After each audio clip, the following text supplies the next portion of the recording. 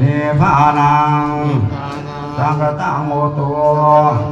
อานาคเตกาเลอันว่าผลทานของพวกขน้อยทั้งหลายที่ได้นำมาในวันนี้พวกขน้อยทั้งหลายจะขออุทิศผลทานทั้งหลายทั้งปวงนี้ขอให้ไปหอดไปถึงบิดามารดาสามีภรรยาบุตรีบุตรและวงศาคณาญาของพวกขน้อยทั้งหลายอิมานิมะยังพันเตอุโปสถิกัปปตานิลินดาปตานิสาปริวาลานิอิปุสังคสาโอโนสยามาสาธุโนพันเตอิปุสังโฆทุกติยัมปีอิมานิ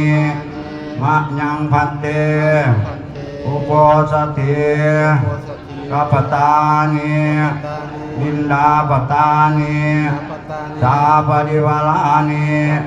อิปุสังคสาโอโนชยามา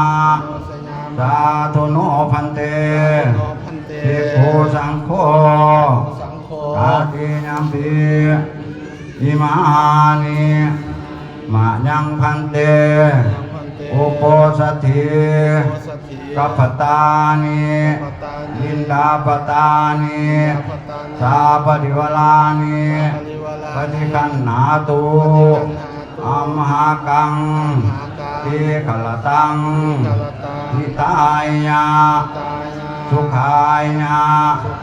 ข้าแต่พระสงฆ์ผู้เจริญ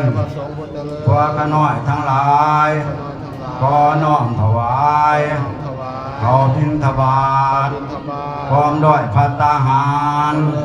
กับทางเครื่องบริวารทั้งหลายเหล่านี้อันเป็นของพวกขน้อยทั้งหลายพวกขน้อยทั้งหลายขออุทิศ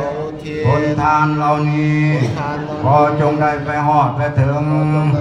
ปู่ย่าตายายบิดามารดาสามีภรรยาบุตรีบุตรและวงศาคณาญาติทั้งหลายของพวกขน้อยขอผลทานนี้จงเป็นสิ่งศักดิ์สิทธิ์ทั้งหลายทั้งปวงให้แก่พวกขน้อยเถิดสาธุสาธุ